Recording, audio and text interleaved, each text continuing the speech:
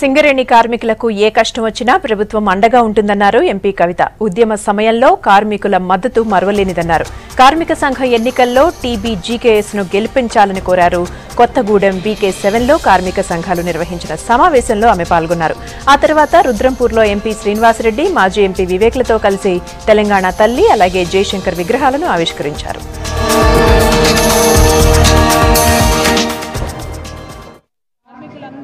మనస్ఫూర్తిగా వారి యొక్క కృతజ్ఞతలు కేసీఆర్ గారికి తెలియజేయమని మా అందరికీ కూడా చెబుతున్నటువంటి సందర్భం. ఇది ప్రారంభం మాత్రమే. సింగరేణి ఇంకా మరింత ఎదగాలని చెప్పి, మరింత డెవలప్ కావాలని చెప్పి, కార్మికులు ఉద్యోగ భద్రతతో అదేవిధంగా ఉద్యోగం చేసే చోట మంచి భద్రమైన పరిస్థితుల్లో పనిచేసి సంతోషంగా ఉండాలని, సంక్షేమంగా ఉండాలని, వారి సంక్షేమం కోసమే టీఆర్ఎస్ పార్టీ కేసీఆర్ గారు నిరంతరం పనిచేస్తారని చెప్పి తెలియజేస్తా ఉన్నాను.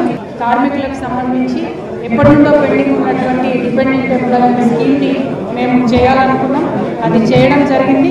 దాని ద్వారా చాలా మంది కూడా మరి ఆనందంగా కార్మికులందరూ కూడా ముఖ్యమంత్రి గారికి ధన్యవాదాలు తెలియజేశారు.